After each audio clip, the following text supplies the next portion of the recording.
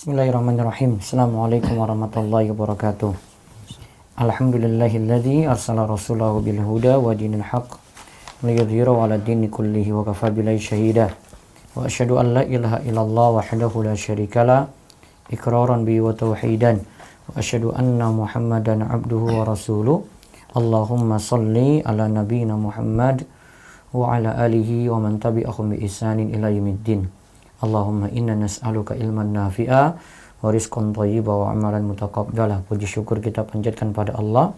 Selawat dan salam semoga tercurah pada Nabi kita Muhammad sallallahu alaihi wasallam. Baik, pemirsa sekalian yang semoga senantiasa dirahmati oleh Allah, begitu juga rekan-rekan RTVC dan channel TV yang menyiarkan kajian pada kesempatan pagi ini, dan yang juga menyiarkan dari Zoom, Khobar, Islam Academy, dan semua pihak yang terus serta membantu pelaksanaan kajian rutin kita setiap pagi.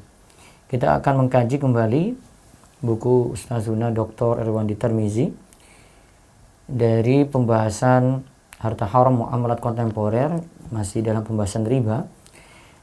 Pada kesempatan sebelumnya kita bahas tentang fintech, pinjaman online, dan hukum menabung di bank. Pada pagi ini kita akan lihat dua bahasan. Pertama, bahasan singkat dari beliau dari pembahasan hukum menerima hadiah dari bank hasil undian. Hukum menerima hadiah dari bank.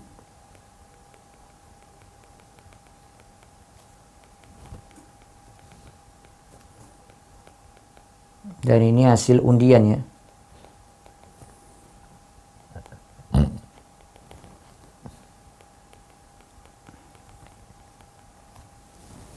Terus yang kedua, penggunaan barang gadai oleh pihak kreditur.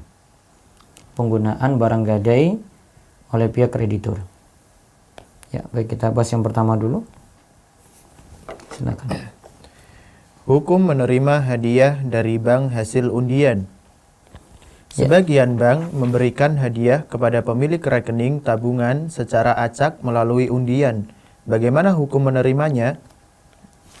Ya, kita lihat yang pertama di sini tentang hukum menerima hadiah dari bank hasil undian. Jadi bank memberikan hadiah kepada pemilik rekening. Ingat, ini kepada pemilik rekening.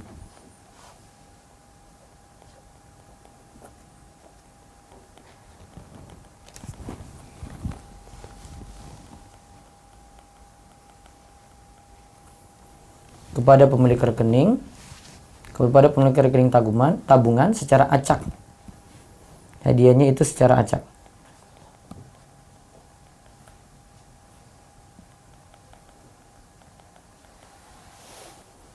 Secara acak melalui undian. Padahal telah kita pernah singgung kalau undian itu sah-sah saja, boleh-boleh saja ya. Kalau semuanya itu berhak mendapatkan undian tadi tanpa ada iuran dari peserta yang mengikuti, tanpa pendaftaran, mereka tanpa pakai biaya, maka boleh-boleh saja. Dan dari pihak lain yang kasih lagi cuma-cuma gitu. Nah, sekarang ini kaitannya dengan pemilik rekening tabungan, nasabah. Ya, dia dapat hadiah yang tadi diundi secara acak. Apakah boleh hadiah tadi itu dimanfaatkan? Ya, terus. Telah dijelaskan sebelumnya bahwa membuka rekening di bank hukumnya haram, namun dibolehkan dalam kondisi sangat butuh seperti contoh sebelumnya. Nah, kalau kondisi sangat butuh boleh ya.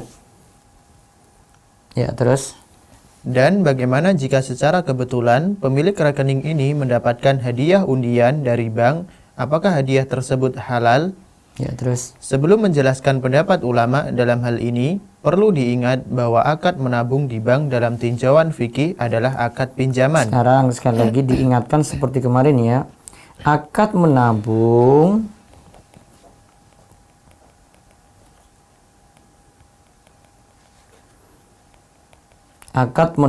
di bank itu sama dengan akad pinjaman. Ingat ya, itu akad pinjaman alias apa? Qardun. Ya, terus. Di mana hakikatnya pemilik rekening adalah sebagai pemberi pinjaman dan bank sebagai penerima pinjaman. Ada pemilik rekening.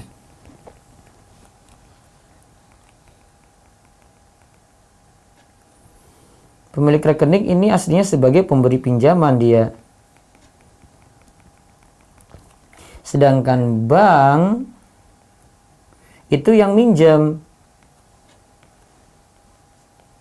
Jadi pemilik rekening itu krediturnya, bank itu debiturnya.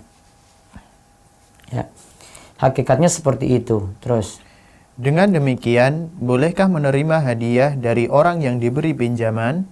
Nah, sekarang si pemilik rekening ini dapat hadiah. Dapat hadiah. Jadi debitur. Padahal yang pemilik rekening tadi yang pinjamkan. Ya, dia kreditur ini kan yang meminjamkan. Ya, terus. Para ulama berbeda pendapat tentang hal ini. Pendapat pertama, sebagian ulama membolehkan menerima hadiah dari orang yang menerima pinjaman. Pendapat ini merupakan mazhab Syafi'i. Ya. Dalil pendapat ini, hadis-hadis Nabi Shallallahu Alaihi Wasallam yang menyatakan bahwa Nabi Shallallahu Alaihi Wasallam menerima hadiah. Diriwayatkan oleh Bukhari dari Aisyah radhiyallahu anha, ia berkata. Nah, disebutkan sini karena Rasulullah sallallahu alaihi wasallam yaqbalul hadiyata wa yusibu 'alaiha. Rasulullah sallallahu alaihi wasallam selalu menerima hadiah dan beliau juga selalu membalas orang yang memberikan hadiah. Hadis riwayat Bukhari. Ya, Rasulullah SAW itu biasa menerima hadiah dan beliau juga membalas. Kalau diberi seperti itu beliau balas. Dan ingat ini ada beberapa barang juga yang bahkan kita tidak boleh menolaknya gitu. Di antaranya kalau dibeli parfum misalnya. Nah, namun apakah hadiah dari bank ini kepada pemilik rekening ini dianggap menjalankan hadis tadi? Yaqbalul hadiah. Nah, sekarang tanggapan. Dalil ini tidak kuat karena terdapat larangan dari Nabi Shallallahu Alaihi Wasallam untuk menerima hadiah dari seseorang yang diberikan pinjaman. Maka maksud hadis di atas bahwa Nabi Shallallahu Alaihi Wasallam menerima hadiah kecuali hadiah dari orang yang menerima pinjaman darinya. Ya. Pendapat kedua, tidak boleh memberi pinjaman uang menerima hadiah dari peminjam. Pendapat ini merupakan mazhab Maliki dan Hambali karena merupakan celah untuk menghalalkan riba. Nah, namun ini celah. Ingat tadi ada menerima hadiah, tadi ini celah untuk menghalalkan riba. Ini celah ya untuk menghalalkan riba. Ya, terus. Nabi Shallallahu Alaihi Wasallam bersabda, Nah, idza aqrada ahadukum qardan fa ahda lahu aw hamalahu 'ala dabbah fala yarkabha wala yaqbaluhu illa ayyakuna jara bainahu wa bainahu qabla dzalik. apabila seseorang di antaramu memberikan pinjaman, lalu yang menerima pinjaman memberikan hadiah kepadamu atau memintamu untuk menaiki kendaraannya, maka janganlah engkau menaikinya dan jangan terima hadiahnya, kecuali pemberian hadiah tersebut telah berlangsung antaramu dengannya sebelum engkau berikan dia pinjaman. Nah, ini yang kemarin kita bahas gimana kalau ada yang meminjam uang pada kita, terus dia kasih hadiah cuma-cuma. Ya, dia kasih hadiah cuma-cuma, dalilnya itu juga itu ada di pembahasan sebelumnya. Kalau misalnya keuntungan yang tidak dipersyaratkan tersebut diberikan sebelum utang dilunasi. Nah, ini kan juga masih dalam ini kita masih beri pinjaman pada pihak bank. Ya, maka hadiah yang diberi saat itu ya tidak boleh diterima berdasarkan hadis ini. Juga di bawah. Juga beberapa athar dari para sahabat Nabi yang melarang menerima hadiah dari orang yang diberinya pinjaman. Di antaranya, seseorang bertanya kepada Ibnu Umar radhiyallahu anhuma, "Aku memberikan pinjaman uang kepada seseorang, lalu ia memberiku hadiah." Ibnu Umar menjawab, "Kembalikan hadiahnya atau beri dia uang senilai hadiah tersebut." potong utangnya senilai hadiah. Nah, atau potong utangnya senilai hadiah juga bisa. Ya, terus Abdullah bin Salam. Abdullah bin Salam radhiyallahu anhu berkata kepada temannya yang berada di Kufah, "Engkau berada di negeri di mana praktik riba banyak dilakukan. Jika engkau memberikan pinjaman kepada seseorang, maka jangan terima hadiah darinya, sekalipun sekedar rumput makanan ternak. Sesungguhnya hal itu adalah riba." Nah, sekalipun rumput makanan ternak, itu adalah riba. Terus. Dari hadis dan asar di atas, jelas bahwa haram hukumnya menerima hadiah dari pihak yang menerima pinjaman. Dan ini merupakan pendapat terkuat. Wallahu a'lam. Terus kesimpulannya? Maka pemilik rekening tabungan di bank konvensional yang hakikatnya adalah pemberi pinjaman kepada bank tidak boleh menerima hadiah dari pihak bank. Dan hadiah tersebut termasuk riba. Karena utang akan dikembalikan bank ditambah dengan hadiah. Sedangkan hutang yang bertambah adalah riba. Jadi karena ada utang plus hadiah tadi, ini adalah suatu yang bertambah. Maka ini saat pengembalian ya. Maka statusnya adalah riba. Ya. Sekarang kita lihat penggunaan barang gadai. Ya, dibaca. Penggunaan barang gadai oleh pihak kreditur. Nah, sekarang penggunaan barang gadai. Jadi barang gadai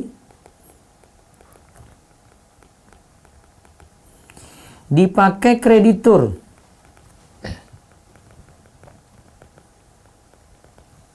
Berarti misalnya dia gadai, yang meminjam itu gadai sawah. Sawah ini dipakai oleh yang memberikan pinjaman. Ya, sawah ini dipakai oleh yang memberikan pinjaman. Nah, bagaimana hukum ini? Terus. Saat melakukan transaksi menjual barang secara tidak tunai atau saat memberikan pinjaman, dibenarkan pihak penjual atau kreditur meminta barang gadai dari pembeli atau peminjam uang sebagai jaminan. Nah, boleh meminta gadai di sini tidak masalah ya. Jadi gadaian itu diminta boleh, gadaian boleh diminta. Terus.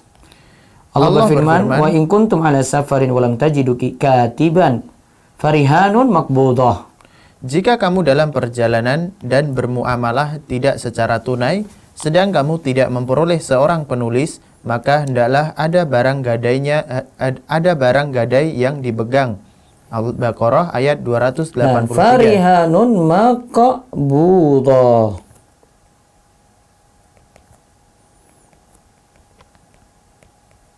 Ya. Ini dalam surat Al-Baqarah 283. Ya, terus. Bila jatuh tempo pelunasan dan pihak yang berutang tidak melunasi tanggungannya, maka barang gadai boleh dijual, lalu dipotong utang dan sisanya dikembalikan ke pemiliknya. Ya. Jadi misalnya pas jatuh tempo utang ini belum lunas, maka boleh tadi barang gadaian ini dijual. Ya, misalnya sawah tadi dijual, kemudian utang itu coba ditutupi. Kalau masih ada sisa setelah utang itu ditutupi, berarti jadi milik orang yang punya sawah itu lagi. Terus. Yang perlu diingat bahwa barang gadai tidak boleh digunakan oleh pihak yang memberikan utang karena termasuk riba. Nah, jadi barang gadai dipakai oleh kreditur ini riba. Jadi sawah tadi selama utang itu belum lunas terus dipakai, ya, maka statusnya pemakaiannya itu pemanfaatan, maka pemanfaatannya itu riba. Namun di beberapa komunitas masyarakat, bila seorang anggota masyarakat butuh biaya mendadak, seperti biaya untuk pengobatan di rumah sakit, biasanya mereka meminjam uang atau emas kepada orang kaya setempat. Pemberi utang biasanya ingin mendapat keuntungan materi dari piutang tersebut. Di antara pemberi utang, ada yang mensyaratkan pengembalian dengan jumlah yang berlebih. Ya. Ini jelas-jelas sama dengan riba yang dipraktikkan bangsa Arab jahiliyah.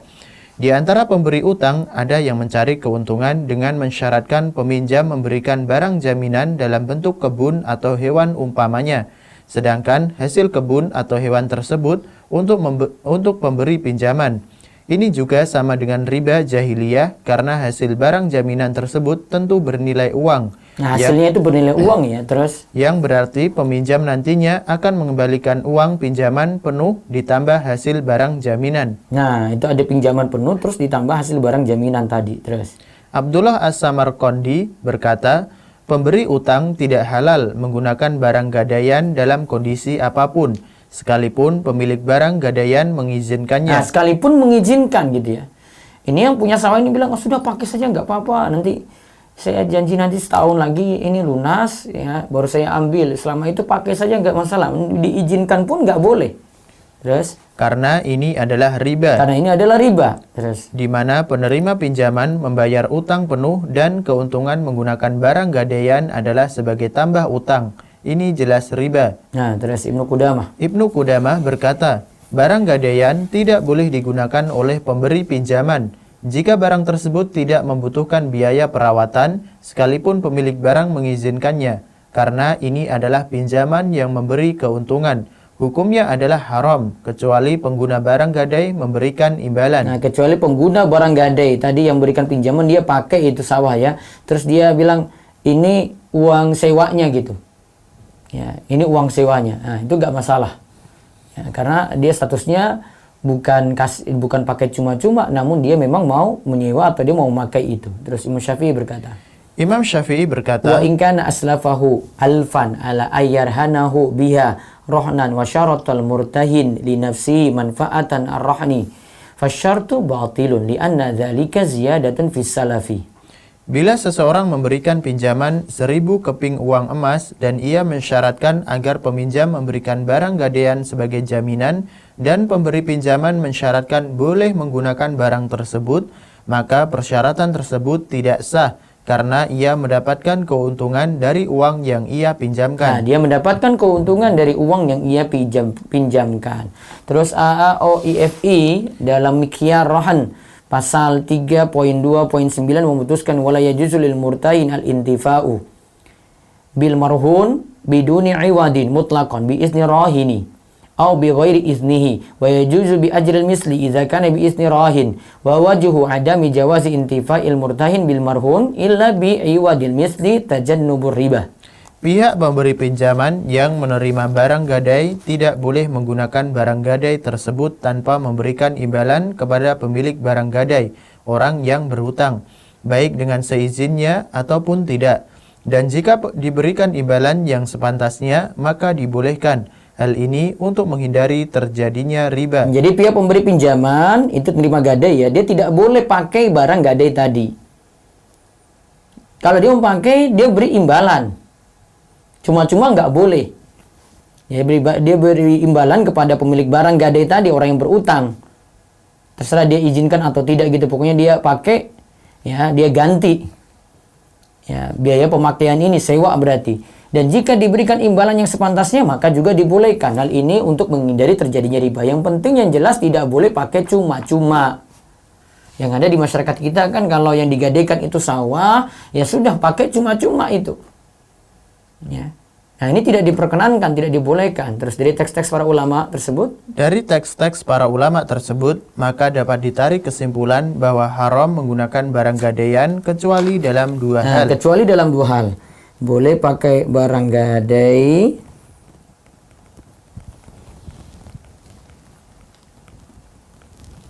dalam dua hal. Terus pemberi pinjaman telah mengeluarkan biaya perawatan untuk barang gadaian, seperti ia telah memberikan rumput untuk sapi yang digadaikan. Terus? Hal ini dibenarkan karena biaya perawatan sebagai imbalan dari pemanfaatan barang. Nah, jadi misalnya gadainya itu sapi.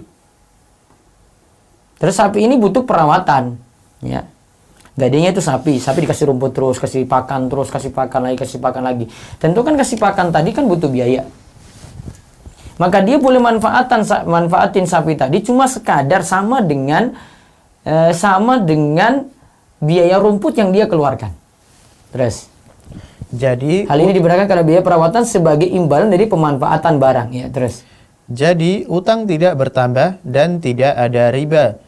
Sesuai dengan sabda Nabi Shallallahu Alaihi Wasallam, Ar-rahnu yarkabu binafaqatihi wa yushrabu labanur darri idza kana marhunan. Hewan ternak yang digadaikan oleh ditunggangi boleh ditunggangi dan diperah susunya oleh pemberi pinjaman jika ia telah mengeluarkan biaya. Jadi susunya diambil, namun ada biaya di situ gitu. Biayanya di sini misalnya tadi sapi ada rumput gitu. Terus ini ada susunya, diambil itu cuma sekadar harus sama gitu. Ya, terus. Kedua, pemberi pinjaman memberikan imbalan atas penggunaan barang gadaian. Nah, hakikat keduanya ini sama. Yang pertama itu pemberi pinjaman mengeluarkan biaya perawatan. Ada biaya perawatan.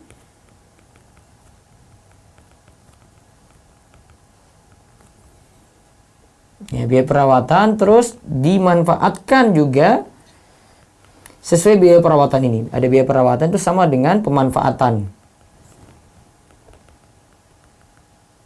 Jadi kasih rumput berapa, diambil susu berapa juga, itu harus sama nilainya. Yang kedua, pemberi pinjaman memberikan imbalan. Jadi tidak dapat cuma-cuma, intinya pokoknya tidak boleh dapat gratisan gitu. Pemberi pinjaman memberikan imbalan.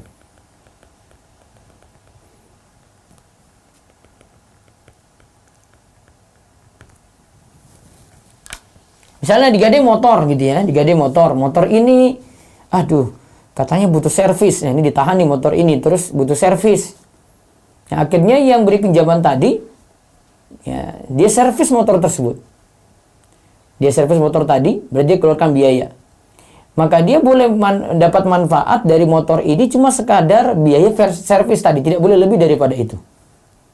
Intinya dia tidak boleh memanfaatkan motor tadi gratisan.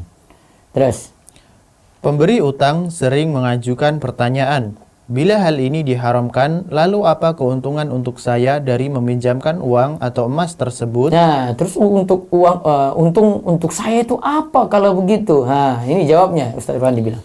Orang kaya yang beriman kepada Allah dan hari akhir seharusnya tidak akan mengajukan pertanyaan ini, karena meminjamkan uang kepada orang yang sedang membutuhkan merupakan amalan yang dicintai Allah. Dan Allah lah yang akan memberikan keuntungan untuknya, bukan peminjam yang sedang berada dalam kesusahan. Ya. Nabi SAW bersabda, "Ma min muslimin yuqridu musliman qardhan marrataini illa kana kasodaqatiha marratan." Setiap orang muslim yang memberikan pinjaman uang kepada muslim lainnya sebanyak 2 kali, pahalanya sama dengan bersedekah 1 kali, meskipun uang itu kembali utuh kepadanya. Nah, sudah dianggap bersedekah 1 kali. Jika dia pinjamkan 2 kali, maka dia bersedekah 1 kali. Gitu. Terus. Kalau memang yang diinginkannya laba, maka banyak akad yang bisa dijadikan solusi, seperti sewa, jual beli saham, murabahah, dan lain-lain. Adapun akad qard atau pinjaman memang dimaksudkan untuk membantu dan bukan untuk investasi. Ya, jangan jangan uang itu dijamin balik gitu. Seperti tadi kalau misalnya mau gadai sawah tadi ya. Si A ini yang memberikan pinjaman ya, kalau mau uang jamin itu balik ya berarti memberikan pinjaman. Ya, itu memberikan pinjaman di situ. Kalau memang si ini butuh uang ya, gimana kalau dia sewa saja tadi tanah tersebut, sawah tadi ya. Ini si A ini yang punya sawah ini butuh uang, ya sudah sewa, saya pakai. Namun kalau sewa tentu saja uangnya ini nggak seperti, ya sewa ini tidak seperti, ya mungkin kebutuhan uangnya 20 juta. Nah, kalau sewa itu cuma misalnya 1 juta, ya cuma sekadar itu. Ya, cuma sekadar itu. Kecuali kalau dia sewakan barang yang juga mahal gitu. Kan pakai sewa juga ada harganya. Ya, sewa itu ada harganya gitu. Itu kalau sewa. Ada murabahah, ya nanti ada penjelasannya, ada jual beli salam juga. Nah, bisa seperti itu. Yang jelas bisa pakai akad lain. Kalau pakai akad pinjaman, ya tidak seperti ini jadinya. Terus kita lihat bagaimana gadai emas di Pegadaian, termasuk di Bank Syariah Nasional. Lihat ya, di Gadai Emas, berkebun emas di Pegadaian. Nah, ini kemarin juga sering ditanyakan ini. Dan Bank Syariah Nasional. Ya, dibaca kecenderungan. Kecenderungan harga emas yang naik melaju lebih dari 30% per tahun mengubah haluan banyak orang berinvestasi dari surat-surat berharga dan valuta asing yang terkena imbas krisis global menuju investasi pegadaian emas di bank-bank syariah. Ya. Ini dikarenakan investasi emas lebih aman, lebih menguntungkan, dan laba mendapat legitimasi halal, bebas riba. Akan tetapi, benarkah investasi ini halal? Nah, sekarang kita tinjau investasi berupa emas ini di bank. Ya, cara kerja gadai emas. Misalnya, seorang nasabah datang ke salah satu bank syariah dengan membawa emas batangan antam 25 gram. Ya, emas ada bawa 25 gram. Ya, terus Dengan tujuan untuk digadaikan. ini jadi barang gadai, agunan. Ya, terus Bank menaksir harga emas tersebut, lalu memberikan uang tunai atau pinjaman sebanyak 80% dari harga taksir emas. misalnya ini 25 gram. 25 taruhlah saya pakai harga 1 juta lah. 25 kali 1 juta dapat 25 juta. Tapi tadi dikasih memberikan uang tunai pinjaman cuma 80%-nya. 80% dikali 25 juta. Ya, terus. Akad ini disebut akad qard atau pinjam meminjam. Kemudian bank syariah membebankan biaya penyimpanan dan keamanan emas gadai kepada nasabah. Akad kedua ini disebut ijarah atau Baik, sewa. ya. Ada situ akad qard. Qard itu dapat pinjaman uang tadi ya. Tadi akhirnya 25 juta kali 80%. Terus yang kedua ada ijarahnya. Ijarahnya di sini untuk biaya penyimpanan.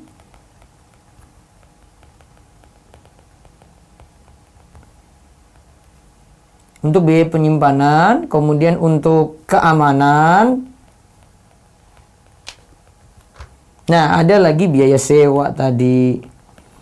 Berarti ada dua hal di sini, ada qard, ada ijarah. Terus Dan sebagian orang melakukan gadai dengan tujuan spekulasi harga emas. ada juga spekulasi harga emas. Beli emas sekarang nanti tujuannya sebulan lagi mungkin naik, dijual lagi itu. Terus Ia berharap mendapat laba dari selisih harga jual emas dengan biaya penyimpanan. nah, selisih jual emas tadi itu ada. Terus Maka setelah melakukan gadai emas pertama kali, ia membeli lagi emas batang dengan uang hasil gadai ditambah 20% uang pribadinya. ya. Lalu ia kembali mendatangi bank syariah semula untuk menggadaikan emas yang baru dibeli dan ia mendapat pinjaman 80% dari harga taksir emas yang akan digadai. Lalu ia lakukan sama seperti langkah kedua dan begitu seterusnya hingga datang saat panen, yaitu saat harga emas tinggi. Nah, makanya itu disebut berkebun emas. Ya, ia berharap mendapat laba dari selisih harga jual emas dengan biaya penyimpanan. Terus maka setelah melakukan gadai emas, sudah digadai pertama kali, ia membeli emas batang dengan uang hasil gadai. Nah, sudah dapat uang kan? Beli emas batang lagi dengan uang hasil gadai. Karena tadi cuma 80%, nah ditambah 20% uang pribadinya lagi. Lalu ia kembali mendatangi bank syariah, kemudian gadai emas lagi tadi. Dan ia mendapatkan pinjaman lagi 80% dari harga taksir emas yang akan digadai. Lalu ia lakukan seperti itu terus. Sampai nanti kalau harga emas tinggi, dia siap panen emas. Ya, nanti harga emas tinggi, maka yang berkebun emas ini siap panen. Terus baca. Hukum gadai emas. Ya, hukum gadai emas ya. Banyak orang berpandangan bahwa proses gadai emas bank syariah tersebut halal merujuk fatwa DSN nomor 26/DSN MUI /3/2002 tentang RAHN emas Rohan emas. Ya. yang berbunyi 1. Rohan emas dibolehkan berdasarkan prinsip rohan. Nah, rohan emas dibolehkan berdasarkan prinsip rohan. Itu dalam fatwa ini, kita baca fatwa dulu ya. Terus 2. Ongkos dan biaya penyimpanan barang atau marhun ditanggung oleh penggadai atau rahin. Rohin, ya terus. 3. Ongkos sebagaimana dimaksud ayat 2 besarnya didasarkan pada pengeluaran yang nyata-nyata diperlukan. Ya. 4. Biaya penyimpanan barang atau marhun dilakukan berdasarkan akad ijarah. Nah, berdasarkan akad ijarah. Terus fatwa DSN. Tinjauan terhadap fatwa DSN tentang rohan emas. Ya. Fatwa DSN bukanlah Al-Quran dan hadis yang memiliki kebenaran mutlak. Ingat itu. Fatwa DSN itu bukanlah Al-Quran dan hadis yang memiliki kebenaran mutlak. Terus. Fatwa ini sebatas hasil ijtihad sekelompok ulama Indonesia yang tergabung dalam DSN yang bisa jadi hasil ijtihad mereka benar dan bisa jadi salah. Sesuai dengan sabda Nabi Shallallahu Alaihi Wasallam yang diriwayatkan oleh Amr bin As radhiyallahu anhu. Idza jaa hakama al-hakimu fajtahada summa asaba falau ajran wa idza hakama fajtahada summa khata'a falau ajrun. Apabila seorang hakim memutuskan perkara dan ia telah beristihad mengeluarkan hukum atau fatwa dan ternyata hukumnya benar, niscaya ia mendapat 2 pahala. Dan jika ternyata ia salah, niscaya ia mendapat 1 pahala. Terus fatwa DSN ini di atas. Fatwa DSN di atas membolehkan menggabungkan antara akad qard dan akad ijarah. Jadi perhatikan ya, tadi kita sudah jelaskan akad qardnya ada, yaitu uang dipinjamkan, kemudian dapat 80% dari nilai emas tadi yang disetor. Kemudian ada akad ijarah, itu sewa karena ada biaya penyimpanan dan untuk ganti keamanan. Nah, dapat ada akad ijarah. Maka digabungkanlah qard dan ijarah ini. Terus akad qard terjadi saat bank syariah memberikan pinjaman kepada nasabah dengan jaminan emas. Terus. Sedangkan akad ijarah terjadi saat bank menyewakan tempat penyimpanan emas atau marhun dan mengambil upah dari akad sewa ini. Ya, terus. Penggabungan akad qard dan ijarah bertentangan dengan hadis Nabi Shallallahu Alaihi Wasallam. Nah, ini sekarang penggabungan 2 akad ini, qard itu sifatnya tolong menolong, ijarah itu sifatnya tarik untung. Ya, penggabungan akad qard dan ijarah ini bertentangan dengan hadis dari Amr bin Shu'aib dari Nabi Shallallahu Alaihi Wasallam. Beliau bersabda, la yahilu salafun wa bai'un wala syartani fi bai'in wala ribhu ma lam tadman wala bai'u ma laysa indak. Ya, tidak halal menggabungkan antara akad pinjaman dan jual beli. Tidak halal 2 persyaratan dalam 1 jual beli. Tidak halal keuntungan barang yang tidak dalam jaminanmu dan tidak halal menjual barang yang bukan milikmu. Ya. Hadis riwayat Abu Daud menurut Al-Albani, hadis ini hasan sahih. Terus selain hadis di atas, juga para ulama telah sepakat haramnya penggabungan akad pinjaman dan jual beli. Pinjaman dan jual beli tidak boleh digabung. Bai' was salaf tidak boleh, salaf wa bai' tidak boleh digabung. Ijma ini dinukil oleh beberapa ulama, di antaranya Al-Qarafi. Wa bi ijma'il ummati ala jawazil bai'i wa salaf muftariqaini wa tahrimuhuma mustami'aini li dzari'atir riba. Umat Islam telah sepakat bahwa boleh hukumnya jual beli dan utang piutang yang terpisah kedua akad tersebut. Akan tetapi haram menggabungkan kedua akad tersebut dalam 1 akad karena ini merupakan celah untuk terjadinya riba. Nah, itu celah untuk terjadinya riba. Ya, terus pernyataan yang sama juga dinukil oleh Az-Zarkashi dalam bab pembahasan Sadduz Zari'ah, larangan terhadap sarana.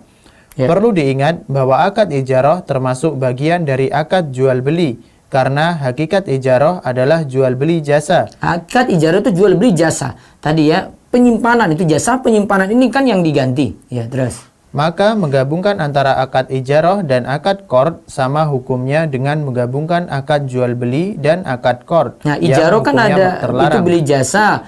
Kalau akad jual beli ya dapat untung juga. Maka akad jual beli dan akad qard atau akad ijarah dan akad qard itu kalau digabungkan hukumnya terlarang.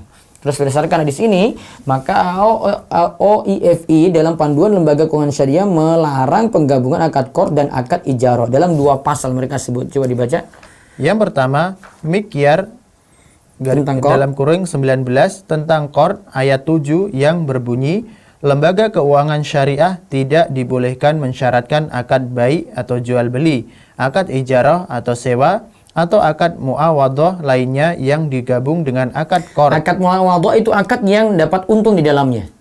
Lawannya itu akad tabarruat yang cuma-cuma, hadiah itu cuma-cuma. Namun ini akad muawadhah digabungkan, ada ijarah, sewa dengan utang digabung, atau ada akad beli, jual beli dengan utang itu digabung. Nah, ini nggak boleh. Terus. Karena dalam jual atau sewa Biasanya pihak debitur sering menerima harga di atas harga pasar dan ini merupakan sarana untuk terjadinya riba atau pinjaman pihak debitur itu ya, yang meminjam itu dapat harga di atas harga pasar dan ini merupakan sarana untuk terjadinya riba. Itu pinjaman yang mendatangkan keuntungan bagi kreditur. Nah, biasanya lebih tinggi. Nah, terus 2. Miqyar 25 tentang penggabungan beberapa akad dalam satu akad, ayat 4 yang berbunyi, persyaratan boleh menggabung beberapa akad. Bila tidak terdapat larangan syariat, maka tidak boleh menggabung antara akad qard dengan akad baik, karena penggabungan akad qard dengan baik merupakan sarana untuk terjadinya riba. Dan juga ijma para ulama bahwa seorang kreditur yang mensyaratkan kepada debitur bahwa debitur harus menyewakan rumahnya kepada kreditur, maka akadnya dihukumi batal dan haram. Nah, lihat ya. Di sini misalnya ijma para ulama bahwa seorang kreditur yang memberikan pinjaman ya, menyaratkan kepada debitur yang minjem bahwa debitur harus menyewakan rumahnya kepada kreditur, maka akadnya dihukumi batal dan haram. Karena situ tergabung apa? Bai' wassalaf. Ya, tergabung bai' wassalaf di situ. Bisa jadi dia dapat harga sewa lebih murah ini, yang krediturnya minjamkan uang ini, yang mau minjamkan uang, ya, dia dapat biaya sewa lebih murah, dia tuntut di situ. Saya kan sudah pinjamkan uang padamu ini, masa saya harganya segitu. Nah, terus dari urian di atas, dari uraian di atas jelas bahwa fatwa DSN yang membolehkan penggabungan antara akad qard dan akad ijarah bertentangan dengan fatwa Dewan Syariah Internasional untuk lembaga resmi keuangan syariah internasional. Dan bukan sekedar itu, bahkan juga bertentangan dengan hadis Nabi SAW yang merupakan sumber seluruh fatwa. Maka penulis mengusulkan agar ayat 4 dalam fatwa DSN tentang rohen emas perlu dikaji ulang. Nah, ayat keempatnya itu ya, biaya penyimpanan barang tadi ya, atau marhun dilakukan berdasarkan akad ijarah. Nah, ini harus ditinjau ulang lagi ya. Artinya ya bagusnya tidak ada biaya seperti itu gitu. Anggap sebagai ijarah tadi, nggak boleh. Terus adapun isi ayat 2, ongkos dan biaya penyimpanan barang marhun ditanggung oleh penggadai atau rohin, dan ayat 3, ongkos sebagaimana dimaksud ayat 2 besarnya didasarkan pada pengeluaran yang nyata-nyata diperlukan. Masih bisa ditolerir dengan syarat bahwa ongkos tersebut tidak disyaratkan dalam akad qard. Artinya pada saat nasabah menggadaikan emas kepada bank syariah, bank memberikan pilihan kepada nasabah. Nah, lihat ya. Adapun isi ayat 2, ongkos dan biaya penyimpanan barang marhun ditanggung oleh penggadai atau rohin, dan ayat 3, ongkos dimaksud ayat 2 itu besarnya didasarkan pada pengeluaran yang nyata-nyata diperlukan, masih bisa ditolerir dengan syarat bahwa ongkos tersebut tidak disyaratkan dalam akad qard. Artinya, pada saat nasabah menggadaikan emas kepada bank syariah, bank memberikan pilihan kepada nasabah. 1. Nasabah tidak membayar ongkos penitipan emas dengan konsekuensi bahwa emasnya tidak dijamin oleh bank bila terjadi sesuatu di luar kehendak bank, karena sifatnya sebatas amanah sebagaimana disebutkan oleh para ulama. Terus 2. Nasabah memberikan ongkos penyimpanan sebesar biaya yang nyata-nyata diperlukan untuk itu, dengan catatan pihak bank tidak boleh mengambil 1 sen pun dalam laba untuk masuk ke kas bank. Nah, tidak boleh ambil 1 sen pun ya. Jadi cuma sebatas biaya memang di situ untuk nyimpan barang ini. Bank bukan cari untung di situ. Terus. Dan konsekuensi pembayaran ongkos penyimpanan mengharuskan bank menjamin emas yang digadaikan bila terjadi sesuatu yang tidak diinginkan. Nah, jika pilihan B yang diambil? Jika pilihan B yang diambil nasabah, maka ongkos biaya penitipan ini sekalipun masih termasuk ijarah, hukumnya dibolehkan karena bank tidak mendapat laba dari transaksi ini. Asalkan bank tidak dapat laba dari situ. Terus. Dan penggabungan akad tidak dimaksudkan agar kreditur mendapat laba dari pinjaman. Dengan demikian, tidak ada riba dalam penggabungan akad ini, dan larangan hadis Nabi SAW tentang penggabungan akad bai' dan ijarah bertujuan untuk menutup celah riba, saduz zari'ah, dan sesuatu yang dilarang untuk saduz zari'ah dibolehkan bila terdapat suatu kebutuhan.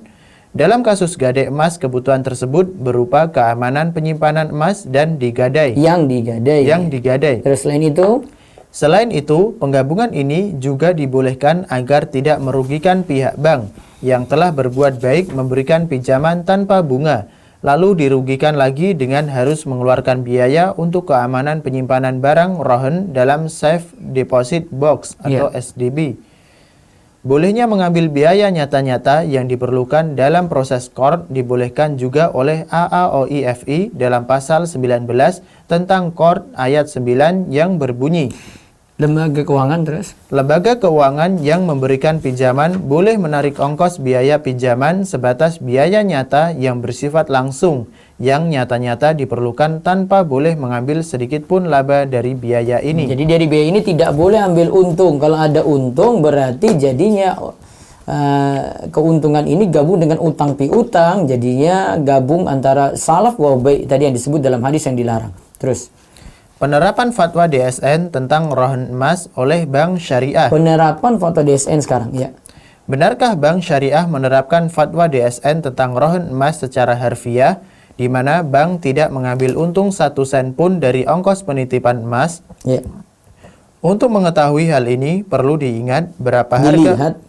dilihat berapa harga penyewaan Safe Deposit Box sesuai bila tidak digabung antara akad QOR atau pinjaman dengan menggadaikan emas. Nah, sekarang kita lihat harga Safe Deposit Box tadi itu sebagai contoh.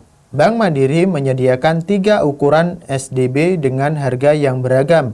Ukuran kecil 3 x 10 x 24 inch dengan harga Rp200.000 per tahun. Ukuran sedang 5 x 10 x 24 inch dengan harga Rp350.000 per tahun. Dan ukuran besar 10 x 10 x 24 inch dengan harga Rp700.000 per tahun. Yang terjadi dalam akad QOR dengan menggadaikan emas yang digabung dengan penyewaan emas gadai demi keamanan bahwa bank-bank syariah membebankan biaya yang bervariasi, mulai dari Rp225.000 hingga Rp750.000 per tahun untuk emas gadai seberat 25 gram. Padahal biaya sebanyak itu dapat menyewa SDB mulai dari ukuran kecil hingga besar yang mampu menampung ratusan emas batang 25 gram. Dan lebih mengenaskan lagi, pada saat penggadai emas menggadaikan emasnya untuk kedua kalinya, ia dibebankan lagi biaya sebesar biaya penyewaan sebuah SDB. Padahal SDB yang dibayarnya pada gadai pertama masih mampu menampung ratusan emas batang 25 gram. Nah, padahal masih bisa nambah lagi gitu terus. Dari penjelasan ini, Bank Syariah jelas mengambil laba tidak sedikit dari biaya penyimpanan emas gadaian, bukan sekedar biaya ongkos penyimpanan yang nyata-nyata dibutuhkan. Oleh karena itu, tidak heran bila bank-bank syariah berlomba-lomba memberikan pembiayaan gadai emas, sehingga beberapa bank syariah porsi gadai emasnya mencapai 80% dari pembiayaan, mengingat besarnya income untuk bank dari ongkos penyimpanan emas gadai. Terus. Bila ini yang terjadi, bank mengambil laba dari ongkos penyimpanan emas gadai, maka akad QOR atau pinjaman dengan gadai emas yang dilakukan bank syariah telah berubah menjadi riba dain. Karena utang piutang ya. Karena hakikat pegadaian emas adalah pinjaman yang pihak pemberi pinjaman mendapat manfaat atau laba dari pinjaman tersebut dalam bentuk biaya penyimpanan emas di atas ongkos nyata-nyata yang diperlukan. Dan pinjaman yang mendatangkan laba bagi pemberi pinjaman hukumnya adalah riba. Dapat disimpulkan bahwa produk pegadaian emas bank syariah ini tidak menerapkan fatwa DSN tentang rohen emas ayat 2 dan 3. Tidak menerapkannya dengan benar berarti ya terus. Yang tentunya akan berakibat buruk kepada pandangan masyarakat terhadap bank syariah. Karena produk ini riba, pasti suatu saat akan berdampak terhadap kehancuran ekonomi nasional sebagaimana yang dikhawatirkan oleh banyak pakar ekonomi, bahwa berkebun emas akan menyebabkan timbulnya bubble dengan terjadinya penumpukan emas di bank-bank syariah yang dapat mengakibatkan krisis ekonomi. Ibnu Taimiyah menjelaskan tentang cara orang di masa beliau mengakali riba dengan menggabung akad bai' atau ijarah dengan akad QOR. Di antara cara merekayasa riba yaitu menggabungkan akad QOR pinjaman dengan akad jual beli atau sewa. Rekayasa ini tidak mengubah hukum riba yang haram karena Nabi telah melarang menggabungkan akad QOR dan jual beli. Rekayasa riba dengan cara ini mirip dengan rekayasa riba yang dibuat oleh Yahudi. Closing yang bagus sekali. Ini rekayasa yang bersama dengan orang Yahudi. Wallahu a'lam bishawab. Dan pada besok kita bahas Bulughul Maram. Saya masih bahas tentang wudhu. Ya, terus di kesempatan kali berikutnya lagi di hari Sabtu pagi kita bahas jual beli kredit. Nah, ini yang sering masalah ini, mau jual beli motor kayak KPR. Nah, ini yang akan dibahas di sini. Ya, baru setelah itu beliau akan masuk ke jual beli kredit yang tidak sah. Baik. Selanjutnya silahkan jika ada yang mau bertanya bisa telepon di 0812 281 85131. Sudah ada di layar sebenarnya, bisa dilihat. Dan yang di Zoom siap-siap, begitu juga yang di WA bisa di WA baca pertanyaan dulu. Ada telepon? Belum? Tak. WA dulu silakan. Bagaimana dengan investasi kebun kelapa yang menjanjikan setiap bulan akan dapat passive income 2 juta, tapi tidak ada menjelaskan untuk kerugiannya, cuma passive income yang dibahas. Passive income di sini kalau cuma tetap dapat seperti itu, maka kemarin seperti kita bahas di saham, dia berarti menjamin nanti dapat untung semua gitu ya. Maka tidak boleh. Statusnya dari akad mudoroba, kalau dia ingin bagi hasil berarti berubah jadi kordun. Wallahu a'lam. Ya, terus. Telepon langsung ada? Belum? Ada. Ya, silakan. Assalamualaikum. Salam. Ya, dengan siapa di mana? Saya Firdaus. Ya, silakan Pak Firdaus. Mau bertanya? Iya, monggo. Silakan Pak. Bisa Ya. fokus ke telepon langsung ini, ya. Ya. Mau bertanya tentang terkait penyaluran dana riba. Iya. Ya, jadi saya ada dana riba. Iya. Jadi kebetulan perumahan tempat saya tinggal itu tembok pembatasnya belum dibuat. Iya. Apa bisa disalurkan Ustaz dana riba untuk perumahan di situ? Tembok pembatasnya ya. Iya, tembok pembatasan antara klaster rumah sama perkampungan. Ya, masih boleh Pak. Karena itu untuk kepentingan sosial. Iya. Ya. Terus ada lagi? Sudah, atau kalau saya buat untuk listrik untuk di perumahan itu bisa nggak Ustaz? Tapi saya tinggal di situ. Iya, itu masalahnya tadi itu. Kalau bisa sih nggak yang ke Bapak kaitannya langsung gitu. Kalau tembok pembatas ini untuk umum, bukan untuk Bapak rasakan juga, nggak masalah gitu. Namun kalau yang Bapak rasakan nggak boleh. Maka kesimpulan saya kalau pemanfaatan dana riba itu pertama, ya pokoknya tidak boleh disalurkan untuk dua hal. Yang pertama, yang Bapak dapat manfaat secara pribadi. Yang kedua, yang dipakai untuk membangun masjid. Dua ini nggak boleh. Selain itu dipersilakan. Tapi tembok itu saya juga memanfaatkan selain yang di perumahan itu bisa nggak Ustaz? Maksudnya karena ada tembok itu, jadi perumahan tertutup. Makanya baiknya nggak pakai dana riba Bapak, pakai dana sendiri yang lain selain itu. Ya. Oh iya. Makasih Ustaz. Ji. Jawabannya Ustaz. Iya Pak. Waalaikumsalam warahmatullahi wabarakatuh. Baik, lewat WA silakan. Bagaimana dengan rekening milik orang tua yang ada bunganya, yang mana orang tua belum paham tentang riba dan sampai sekarang bunga tersebut tidak bisa diambil untuk disalurkan kepada kepentingan sosial. Bagaimana solusinya Ustadz? Ya sudah, dibiarkan di situ. Kalau bisa ditarik terus disalurkan untuk kepentingan sosial. Wallahu a'lam. Terus. Apakah barang gadai boleh dimanfaatkan secara cuma-cuma? Apakah itu masih termasuk riba? Ya, tadi bahasan kita masuk riba. Diputar lagi, mungkin telat dengar, dari awal lagi akan dapatkan jawabannya. Terus. Apakah masih termasuk riba ketika akad pinjaman meminjam disepakati bahwa barang gadaian boleh dimanfaatkan oleh si peminjam? Iya, tadi mau keridoan dia tetap riba gitu, nggak dipandang mau dia senang atau tidak. Yang punya barang ini bilang, udah pakai aja sawah saya gitu, tetap riba. Ada lagi? Di telepon ada, silakan. Dia tetap riba gitu, nggak dipandang. Halo, assalamualaikum. Assalamualaikum. Waalaikumsalam warahmatullahi wabarakatuh. Dengan siapa? Iya, dengan hamba Allah di Kalimantan, Ustaz. Iya, silakan Bu. Ustaz, benarkah kalau untuk mencegah inflasi, kalau kita punya uang itu menabung dalam bentuk emas, Ustaz? Belum tentu juga, Bu. Masalahnya Belum inflasi tentu. bukan di situ. Riba itu yang bikin masalah inflasi sebenarnya, bukan karena ibu ubah jadi emas. Oh, katanya kan biar uangnya stagnan, stabil nilai uangnya, makanya menabung emas itu.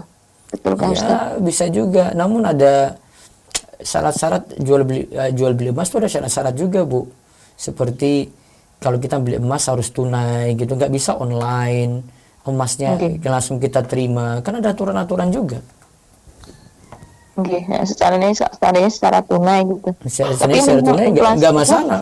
agar uang kita itu tidak berubah nilainya, memang ya nggak harus emas gitu, Ustaz ya. Iya, nggak harus. Oke. Iya. Ustaz mau nanya Iya, tentang ini apa? Kalau kita zikir setelah sholat, itu kan kadang-kadang kita bisa ngelamun, Ustaz ya. Terus kita teracak itu urutannya sesuai dengan buku yang saya baca, yang ciptaan dari Ustaz Yasid gitu. Itu boleh nggak, Ustaz? nggak masalah. Zikir Urutan di situ tidak baku. Yang ba'da sholat yang baku itu setelah salam langsung astagfirullah, astagfirullah, astagfirullah. Allahumma antas salam wa minkas salam tabarakta ya zal jalali wal ikram. Nah, setelah itu bacaannya bebas. Oh, Mau jadi urutan yang mana terbolak-balik boleh? gitu. Boleh. Oke, oke. Ya. Kemudian Ustadz ini tentang wudhu. Iya. Wudhu itu kan saya dengar kemarin itu, berarti kan airnya sedikit pun boleh kan, satu Sedikit aqua gitu ya, ya. seperti satu mut yang Nabi SAW praktekkan ya, boleh. Terus kemudian saya pernah dengar satu kolah itu gimana Ustadz? Oh, Hubungannya apa ya? itu 2 kula. Air 2 kula itu air 200 liter. Kemarin saya bahas ketika bahas air ya. Air 200 liter itu dianggap sebagai air yang banyak. Kalau di bawah 200 liter itu air yang sedikit. Pengaruhnya itu kalau ada najis atau tidak. Kalau ada najis masuk di air yang sedikit, misalnya cuma 10 liter, maka kalau cuma masuk saja, airnya tidak berubah sekalipun, maka airnya itu jadi najis. Oh, itu untuk najis bukan wudhu Ustadznya. Bukan. Ini bukan masalah penggunaan airnya berapa banyak, bukan. Terus kalau airnya lebih daripada 2 kula, nah ini kan kesulitan untuk berubah. Tapi kalau memang najisnya yang masuk juga banyak, ya tetap bisa berubah. Nah, itu cuma patokan itu saja. Kata Nabi SAW, "Idza kana al-ma'u qullatain, lam yahmilul khubath." Jika air telah mencapai 2 kula, maka sulit terpengaruh najis. Ya, sulit terpengaruh najis, seperti itu. Ustadz lagi, Ustadz tai cicak itu kan najis. Kalau seandainya dia sudah kering, kemudian kita sapu, apakah sapunya itu ikut najis ya Ustadz? Dimaafkan, ma'fu, Bu. Ya, karena cicak itu sulit dihindari, dia layaknya hewan-hewan yang kalau itu kan kotoran-kotoran kecil juga, sulit dihindari. Ya, jadi dimaafkan. Jadi kalau ibu sudah sapu, sudah hilang, sudah tempat itu bersih. Sapunya juga kan cuma satu rambut aja yang kena gitu kan. Nah, itu juga nggak masalah. Oh, enggak. Ustaz, kemudian kemarin tuh kalau saya perempuan bepergian, biar aman kita wudhu dulu, kemudian kita pakai kaos kaki setelah kentut. Nah ini seandainya saya pergi dari pagi, jadi ada sholat zuhur, sholat asar. Ya. Apakah itu bisa dipakai berulang-ulang, Ustaz? Kaki saya yang sudah saya kaos kaki ini tuh. Oh, kaos kaki tadi ya. Oke. Nah, kaos kaki tadi, yang penting ibu saat pagi sebelum pakai wudhu dulu, sampai cuci kaki, kakinya terbuka gitu, cuci kaki seperti biasa. Terus ibu pakai kaos kaki. Kemudian kan Nanti wudhunya batal siang ya, wudhunya batal siang misalnya ya. Maka ketika ulangi wudhu seperti biasa sampai kaki, bagian kaos kaki yang punggung itu cukup diusap. Usap itu airnya banyak atau sedikit, Ustaz? Tangan cuma basah, terus ibu ambil bagian punggung kaos kaki, diusap Punggung gitu itu saja. bagian atas, Ustaz ya? Bagian atas, bukan bagian bawah yang kena lantai. Oh iya. Iya. Terus itu kalau seandainya saya kentut lagi asar, Ya, tidak yang menemukan tempat tertutup, sama itu juga. masih berlaku. Ibu berlaku 1 kali 24 jam dari mengusap pertama kali. Oh iya. Jadi kalau ibu mengusapnya misalnya jam 11, berarti sampai 11 besoknya. Kalau ibu nggak pakai dilepas gitu, jadi ibu pakai terus, tidur pun pakai, kemana-mana pakai gitu. Berlaku mengusap tadi 1 kali 24 jam. 24 jam. Terus Ustadz, kalau kita menghirup udara air ke hidung itu kalau nggak maksimal itu sah nggak? Karena kan kadang maksimal kadang enggak. Menghirup semampunya saja. semampunya. Berarti nggak ada ditarik gitu. Itu sudah keluarkan gitu. Biasanya memang sebagian orang baru-baru belajar atau memang nggak biasa dari dulu gitu. Usahakan saja, biasakan aja gitu. Dan itu bagian dari sunnah, nggak sampai wajib. Wajibnya itu pas nanti membasuh muka. Oh, iya.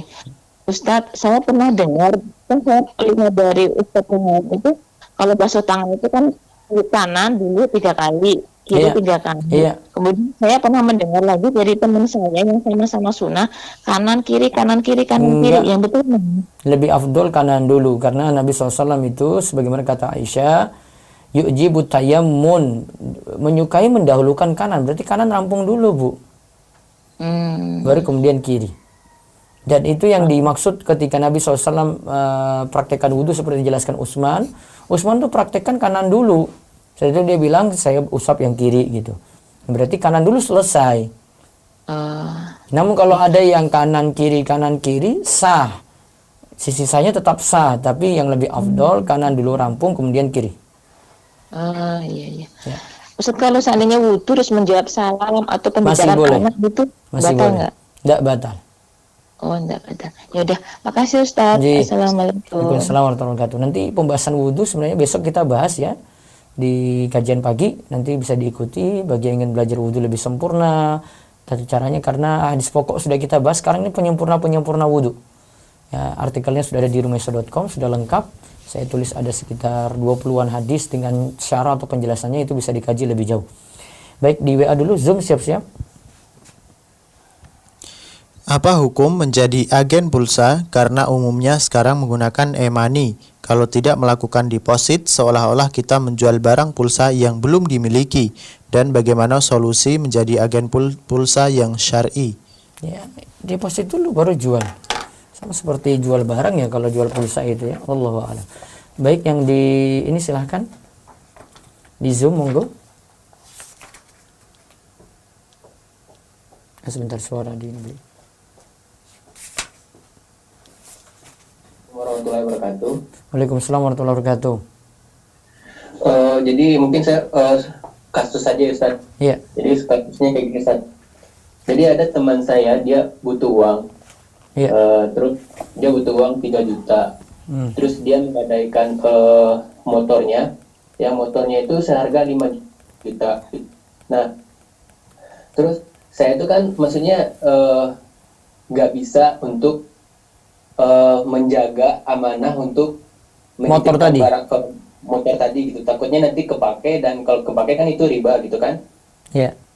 Nah jadi saya ngasih solusi bagaimana kalau misalkan ya udah saya beli motor ini 3 juta, Terus? tapi kapan antum bisa punya duit gitu, maksudnya kapan dia bisa punya duit senilai 3 juta gitu. Jadi motor ini akan saya jual lagi ke kamu ketika kamu udah punya duit, misalkan dia punya duit 2 bulan lagi gitu Ustaz. Jadi ya udah motor ini sekarang saya beli aja 3 juta, tapi nanti kita pakai akad apa itu ya, ketika dia udah salam atau apa gitu Ustaz, membeli 2 bulan lagi gitu. Nah ketika dia nggak bisa, maksudnya itu untuk agar motor ini bisa saya pakai gitu, ya udah saya beli dulu gitu. Baik. Berarti ini misalnya jenengan tapi 2 bulan lagi dia janji membeli harga motor ini seharga 3 juta gitu, bukan 5 juta kayak gitu kan. Kayak gitu Ustaz. beli motor ini 3 juta dari si B ya, terus Ya, padahal harga pasarnya ya harga pasarnya 5 juta tadi kan. Jadi Iya. beli ini, saya beli motormu. Terus akhirnya sekarang Iya. motor pindah ke jenengan ya. nah iya. Nah, motor pindah. Terus jenengan pakai. Nah iya. Nyata pakai. Terus nanti Nah. 2 bulan lagi misalnya. Iya kan dia maksudnya biar dia dia masih bisa punya motor itu dengan seharga nilai 3 juta, ya udah 2 bulan lagi gitu kan, padahal harga pasar itu kan 5 juta gitu. 2 bulan lagi nanti kamu beli lagi gitu. Nah, Nah, dia beli lagi. Dia beli lagi senilai 3 juta. Dan saya janji untuk menjual lagi 3 juta kayak gitu, bukan 5 juta kayak gitu. Janji ya, kalau janji kan bisa dibatalkan gitu Ustaz. Janji berarti bisa dibatalkan. Jangan mengikat. Iya, maksudnya kayak gitu sih, solusi agar motor ini bisa saya pakai gitu. Maksudnya kalau misalkan digadai kan saya takut nih kepake gitu, Ustaz. Iya, tapi masalahnya sewa aja kalau gitu. Tapi sewa nggak Sewa. mungkin 3 juta. Oh, berarti saya nyewa motor dia 3 juta gitu. Tapi kan nggak mungkin juga. Ada harga sewa motor 3 juta 2 bulan. Ya ini kan sebenarnya niat membantu aja sih, Ustaz. Iya, niat bantu ya. Sudah motor pegang atau pegang BPKB-nya saja. Oh, BP. Iya. Ada jaminan di situ. Kemudian dia nggak kabur. Jadi ini cuma jaminan saja ini. Kalau ini saya takut nanti hilang ke Ina ini nanti Ina. Berarti untuk solusinya BPKB-nya itu, Ustaz. Solusinya BPKB satu, bisa juga dengan cara tadi itu. Tapi ini pengembalian sama. Beli. Tapi kan harga motor kalau dibeli bukan, ya bisa saja sih beli, tapi nggak syaratkan harus balik lagi ke dia. Iya, jadi saya juga mungkin karena bantu ya udah selama 2 bulan saya nggak bakal jual juga sih, bakal tetap saya jual ke dia. Tapi dengan lewat dari 2 bulan dia nggak ada apa-apa, ya udah berarti ini udah janji saya mau jual 2 bulan itu ya udah saya batalkan, ya saya bisa jual dari harga 5 juta kayak gitu, Ustaz. Orang lain kayak gitu kan. Iya. Berarti solusi kayak gitu nggak apa ya, Ustaz? Ya bisa juga, tapi nanti saya akan buktikan di pembahasan Inah nanti ya. Ada situ bahasannya. Sementara saya pending dulu. Saya masih ini sih belum dapatkan gambaran utuh, tapi sementara nggak ada masalah di situ. Iya, soalnya nggak tahu juga sih kalau misalkan BPKB itu ketika dia udah nggak bisa bayar, BPKB itu saya apain gitu. Kalau motornya dipegang, harus dipegang memang. Iya, kalau motor kan udah bisa, saya juga bisa jual nanti ke depannya gitu. Kalau BPKB, kita bingung juga sih kalau BPKB diapain gitu kan. Kalau ini nggak masalah sih yang ini tadi. Wallahu alam ya. Nanti kita lihat di pembahasan Ina dan Tawaruk nanti insyaallah. Baik. Oke. Ada lagi Zoom silakan. Baik, untuk yang raise hand masih dengan Ibu Dina Amarta, silakan buka mic-nya. Assalamualaikum Ustadz. Waalaikumsalam warahmatullahi wabarakatuh. Jadi Tat, apa namanya, ada yang titip uang sama Ana 200 juta. Jadi uang itu terus? kepake ke dalam usaha Ana, Tat, uang itu. Tapi orang yang titip uang tadi dia nggak tahu. Jadi uangnya itu kepake bercampur di dalam usaha Ana. Dalam pemikiran Ana pada saat itu, nanti kalau dia sewaktu-waktu dia mau ambil uangnya ready, Ana sih bisa siapin gitu. Itu Ana berdosa nggak ya? Karena Ana nggak izin sama yang titip uang, yang punya uang itu. Yang dia apa? Syarat dia waktu itu bilang apa sama ibu? Dia nggak ada syarat. Jadi dia itu cuma titip aja uangnya 200 juta. Karena sebenarnya itu uang mana Ustaz, tapi dia itu karena dia orang kampung, dia tuh nggak ngerti nyimpan uang di bank atau apa. Jadi karena dia anak ponakannya kan, dia naruh uang 200 juta itu di bawah tempat tidurnya kan. Nah makanya itu kan berbahaya kan. Maksudnya itu dia juga merasa nggak safety, jadi makanya dia pegangin dah itu uangnya gitu. Dia minta tolong anak yang pegangin uangnya 200 juta itu. Uang 200 juta itu katanya nanti dia mau beli rumah, cuman rumah yang mau dia beli itu uangnya belum cukup, jadi dia minta anak yang pegangin uangnya 200 juta itu. Nah uang mana itu ya itu tadi kepake kecampur di dalam usaha anak. Kalau dia cuma nitip saja jadi wadiah, berarti tidak terjamin, Bu. Kalau misalnya tiba-tiba ada yang ngerampok ke rumah ibu, 200 juta itu hilang, maka ya sudah, ludes. Tapi kalau misalnya dia titip, maksudnya adalah ini ya pakai saja, nanti pokoknya balik nanti ya, saya nanti minta lagi 200 juta tadi, berarti itu dijamin uang tadi itu balik. yang bikin saya galau itu dia tuh nggak bilang pakai aja, dia tuh memang dia bilang titip aja. Nah uangnya saya pakai untuk usaha, kecampur uangnya, tapi uang itu ada sejatinya. Jadi kalau misalnya apa namanya dia butuh bulan depan itu siap gitu untuk dikeluarin uangnya 200 juta itu, Ustaz. Itu maksud anak-anak ini berdosa nggak ya pakai uang orang gitu? Biar jelas tanya aja ke dia, ini boleh saya pakai nggak? Ini kecampur dengan uang saya, tapi nanti saya kembalikan. Berarti nanti statusnya ibu pinjam. Oh, terus kan uangnya itu kan masuk dalam usaha kan ada hasil tuh pasti ya, Tat ya. Itu dia juga berhak atas hasil itu. Kalau dia ibu pinjam ya, dia nggak berhak dalam hasil itu. Nggak berhak. Oh, gitu ya, Tat ya. Iya. Kecuali kalau dia niatkan 200 juta pakai untuk usaha ya. Nanti ada untung kita bagi nanti. Itu baru jadi mudharabah. Rugi siap-siap juga, uang tidak dijamin. Iya, terus satu lagi, Tat. Itu uang tuh kan udah 1 tahun ya, berarti udah nisabnya juga udah nyampe tuh uang, terus haulnya juga udah nyampe. Itu yang kena zakat, siapa yang ngeluarin zakatnya ya? Minta izin ke dia supaya keluarkan zakat ini. Dari uangnya itu? Iya, sudah kena itu. Oh, iya. 2,5%. Iya, udah. Ya, jelas, Ustaz. Baik. Kasih ya, Ustaz. Iya. Assalamualaikum. Baik, satu lagi dari Zoom belum. Habis itu saya beralih ke WA dan telepon. Silakan. Baik Ustaz, saya bacakan via chat. Ya. Bismillahirrahmanirrahim. Assalamualaikum Ustaz. Waalaikumsalam. Jika orang tua pernah menggadaikan emas ke penggadaian dan ternyata mendapatkan ribanya karena belum pahamnya orang tua, mereka membayarnya. Kemudian, anak sebagai anak yang sudah tahu kalau itu riba, anak bersihkan riba tersebut dengan menyalurkan untuk kepentingan sosial. Apakah hal tersebut sudah bisa membersihkan riba tersebut, Ustaz? Dan bagaimana menasihati orang tua tentang riba? Ya, boleh nasihati, kemudian bersihkan uang tadi itu dari untuk kepentingan sosial itu bisa. Nasihati orang tua supaya tidak pinjam lagi di situ. Ya, satu lagi dari chat, silakan. Ya. Bagaimana jika berhutang emas 1 gram lalu dikembalikan setahun kemudian, yang mana harga emas sudah naik? Apakah pengembalian tetap 1 gram atau sesuai harga emas sewaktu pinjam?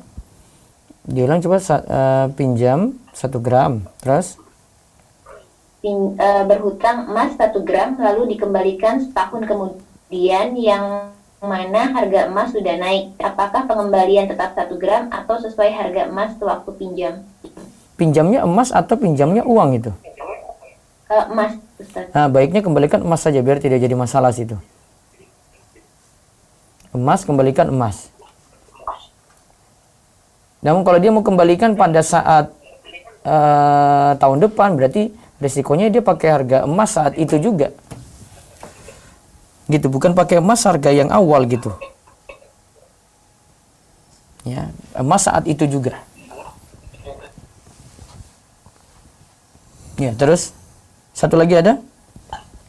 Ada, Ustaz. Yang pertama, sekarang sudah banyak produk-produk Islami, tapi banyak yang menggunakan sistem MLM dan menjualnya. Menjualnya, apakah diperbolehkan menjadi member? Karena jika member ada potongan harga, dan juga apakah boleh membeli barangnya? Yang kedua, apakah boleh menyimpan dan bertransaksi untuk transfer di bank syariah, tapi banknya menyatu dengan bank konvensional? Mohon penjelasannya. Nah, itu makanya yang kemarin kita bahas itu sudah, saya nganggap juga masih ya silakan loyal pada bank syariah, tetapi kondisinya sama seperti bank konvens itu ya. Semua pada mau belajar gitu, jadi saya masih menganggap seperti itu dari dulu. Adapun MLM jadi anggota supaya dapat harga lebih murah, saran saya tidak dukung. Jadi keluar dari sistem itu ya, tidak masuk lagi sebagai anggota MLM, karena dengan adanya kita di situ berarti memakmurkan MLM itu tetap terus jalan, dan kasihan downline yang ada di bawah. Saran saya keluar dari situ, kemudian ya tidak manfaatkan lagi sebagai keanggotaan maupun jual beli produknya, itu lebih aman ya. Saya sudah sarankan sejak saya bahas MLM kemarin. Ya, terus Cukup ya di Zoom. Baik, WA dulu, silakan. Mau bertanya Ustadz, apabila kita menabung di bank, lalu kita niatkan bunga simpanannya untuk membayar biaya administrasi dan pajak, Tidak. bagaimana Biaya hukumnya? admin bayar sendiri, pajak itu baiknya juga bayar sendiri gitu, tidak gabung dengan uang riba tadi. Wallahu alam. Baik, telepon ada? Ya, silakan. Halo. Ya, assalamualaikum. Salam. Ya, dengan siapa di mana ini, Pak? Budi di Depok. Ya, silakan Pak Budi. Mau nanya, Ustaz, Ya. KPR rumah yang syar'i itu ada nggak ya? Gimana untuk bisa KPR rumah yang syar'i? Kuncinya paling mudah pahami kalau itu mau beli kredit ya tidak dilibatkan pihak ketiga, kecuali pihak ketiga ini benar-benar beli rumah tadi. Jadi, developer kemudian dia mau kreditkan langsung ke bapak misalnya. Kalau sudah libatkan leasing ya atau libatkan bank sudah beda lagi. Kecuali kalau dari pihak bank beli rumah tadi, terus rumah itu dimiliki bank, kita bayarnya itu ke bank terus. Nah, itu nggak apa-apa. Kalau benar-benar memilikinya loh. Gitu ya? Iya. Sudahlah, beli tunai aja deh. Kalau enggak sewa rumah aja, ngontrak. Kan bukan sesuatu yang urgent juga.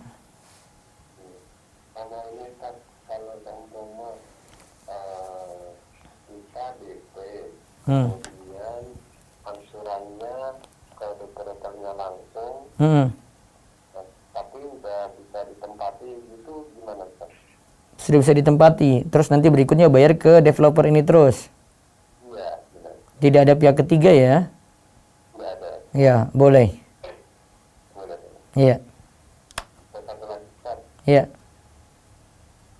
Kalau nitip emas di bank itu gimana hukumnya dan dikatakan riba itu seperti apa tadi kurang jelas Ustaz untuk yang Emas, titip emas di bank terus?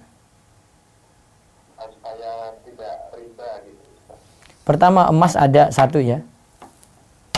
Emasnya ada. Emasnya sebagai jaminan.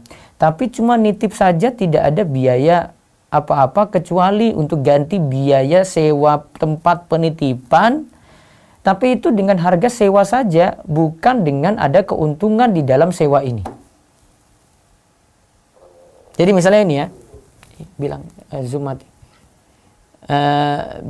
Misalnya gini, ya, untuk tempat ini Bapak sewa dengan ukuran sekian itu bisa muat 100 gram. Bapak baru punya emas 10 gram. Ya, baru punya emas 10 gram. Nah, Bapak masuk lagi, gade lagi yang berikutnya. Harusnya tidak ada sewa lagi, biaya sewa lagi. Karena box ini masih bisa muat. Kalau dia itu nuntut ada biaya lagi, nah itu sudah namanya cari untung di situ. Nah, keuntungan dari sewa ini namanya ijaroh. Ijaroh dengan utang piutang itu nggak bisa digabung. Gitu ya. Ijaroh dengan utang piutang, ingat nggak bisa digabung. Cukup? Baik. Waalaikumsalam. Baik. Waalaikumsalam warahmatullahi wabarakatuh. Ya, terus lewat WA. Ustadz izin bertanya dari Fulan di Medan, mau bertanya kalau reksadana syariah apakah halal Ustadz? Nanti kita pending reksadana nyusul. Terus Hukumnya dengan jual beli Ustadz. Teman ingin beli pulsa ke kita, lalu kita belikan di marketplace Tokopedia dengan harga yang berbeda. Contoh beli pulsa 100.000, kita hargain 102.000 rupiah. Dan bolehkah kita memanfaatkan keuntungan kupon diskon yang dikasih miliki Tokopedia? barang dulu, sudah punya pulsa, baru jual dengan harga 102 tadi. Nggak boleh nggak punya dulu sudah jual gitu. La tabi ma laysa indak. Kata Nabi SAW, jangan jual barang yang belum kamu miliki. Terus. Saya bekerja sama dengan teman, di mana dia memberikan modal sejumlah tertentu dan kami menyepakati bagi hasil. Akan tetapi modal tersebut sesuai kesepakatan akan dikembalikan saat usaha saya sudah maju. Apakah saya harus perbarui akadnya karena tidak ada akad jika ada kerugian si pemberi modal juga menanggung? Nah, coba diulang coba itu. Saya bekerja sama dengan teman. Nah, kerjasama ya. Terus. Di mana dia memberikan modal Dia beri modal tertentu. Modal jumlah tertentu. Terus. Dan kami menyepakati bagi hasil. Bagi hasil. Terus. Akan tetapi modal tersebut sesuai kesepakatan akan dikembalikan saat usaha saya sudah maju. Modal itu kalau dijamin balik maka statusnya jadi kordun, bukan lagi jadi mudharabah. Namun kalau modalnya tidak dijamin karena nanti ada rugi, nah itu baru mudharabah. Jadi mudharabah itu harus pemilik modal harus siap rugi. Kalau nggak siap rugi, itulah ribanya di situ. Itu pelaku riba itu takutnya rugi di situ. Ya, satu lagi. Dulu saya pernah membatalkan kontrak kerja 4 tahun di perusahaan riba. Ya. Dan ada manipulasi datanya. Ya. Saya didenda 90 juta. Ya. Tapi saya gadaikan ijazah SMA dan D3 saya. Ya. Apa hukum saya membayar denda tersebut bila saya ingin ijazah saya kembali? Lobby terus sampai tanpa bayar denda sama sekali. Wallahu a'lam. Baik, lewat Zoom terakhir sama telepon. Silakan Zoom. Baik, Ustaz, dimulai yang right hand. Ada Ummu Syabil. Silakan buka mic-nya. Assalamualaikum warahmatullahi wabarakatuh. Waalaikumsalam warahmatullahi wabarakatuh. Monggo Ummu Syabil. Ini mau menanyakan tentang jual beli emas, Ustaz. Iya. Ini ada saudara mau nitip beli emas tapi beda kota. Iya. Itu uangnya kan dikasihnya secara langsung ketika berkunjung gitu, Ustaz. Terus minta tolong belikan. Nah, itu nanti katanya emasnya itu dikirimkan lewat paket, itu gimana, Ustaz? Sama dengan online atau enggak ya? Sebentar, siapa yang beli tadi? Saudara. Misalnya ibu ya punya saudara di kota lain ya, suruh beli emas dia kan? Iya, kebetulan Ana sedang berkunjung ke rumah saudara ini. Terus? Terus saudara ini bilang mau beli LM gitu. Di situ di daerahnya tuh sulit beli LM-nya. Ya, terus? COD gitu, nggak ada yang bertemu langsung. Ya, terus? Jadi minta tolong belikan dengan Ana yang bisa COD di kota Ana. Nah, sudah. Berarti ibu yang penting transaksi langsung, ibu pegang barang. Kan sudah ibu miliki kan?